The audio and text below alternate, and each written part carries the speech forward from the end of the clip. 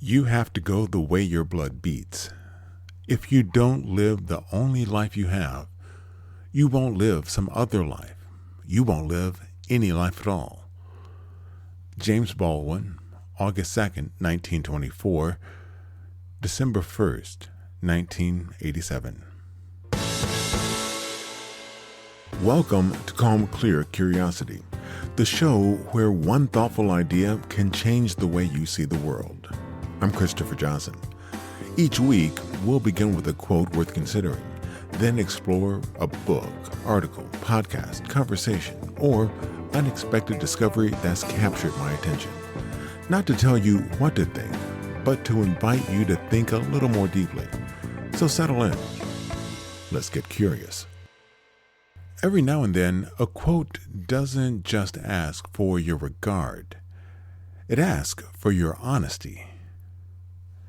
James Baldwin said, "You have to go the way your blood beats."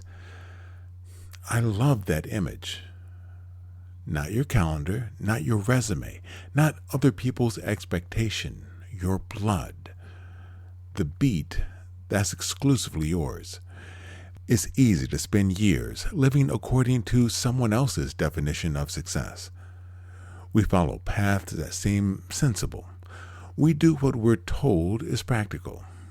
We collect achievements, responsibilities, and obligations. And before long, we can wake up wondering whether the life we built actually belongs to us. I don't hear Baldwin suggesting that we abandon our responsibilities or make reckless decisions. I hear something more meaningful. There's a difference between existing and truly living. The second part of the quote makes that distinction even sharper. If you don't live the only life you have, you won't live some other life. You won't live any life at all.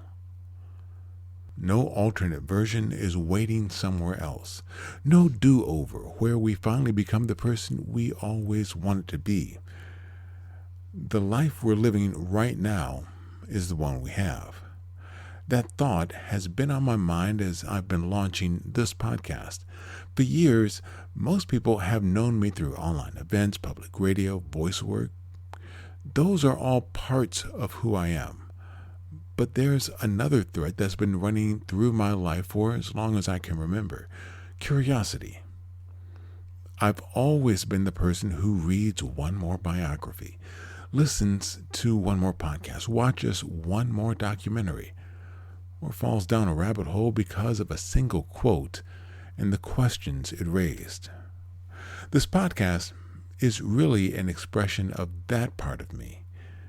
It's not because someone told me I should start another show.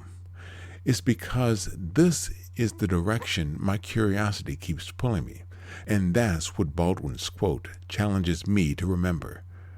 The things that energize us aren't necessarily distractions from our lives. Sometimes they're clues pointing us toward the lives we want to live. That doesn't mean every passion has to become a career. Sometimes it's simply making room for the activities that make you feel fully awake. Reading, writing, making music, volunteering, learning something new, having deeper conversations. Whatever causes your pulse to quicken. Maybe the question isn't, what should I be doing? Maybe the better question is, what makes me feel most alive? Those answers are often quieter than the world's expectations, but they can also be more enduring. If this quote makes you curious about Baldwin, I have 3 reading recommendations. The Fire Next Time is probably the place I'd suggest starting. It's a short book, but there is nothing small about it. Baldwin examines race, religion, identity, and America with an extraordinary combination of precision and urgency. Then there's Notes of a Native Son, a collection of essays that gives you an even broader sense of Baldwin as an observer of both society and himself. What I appreciate about Baldwin is his willingness to examine complicated ideas without sanding away the complications. And finally, Go Tell It on the Mountain, Baldwin's first novel, is a different experience from the essays, but many of the questions that have occupied Baldwin throughout his life are there. Identity, family, religion, expectation, and the difficult work of becoming yourself. Taken together, these books also show me why I keep returning to thoughtful voices from the past. The questions we're asking today aren't always new.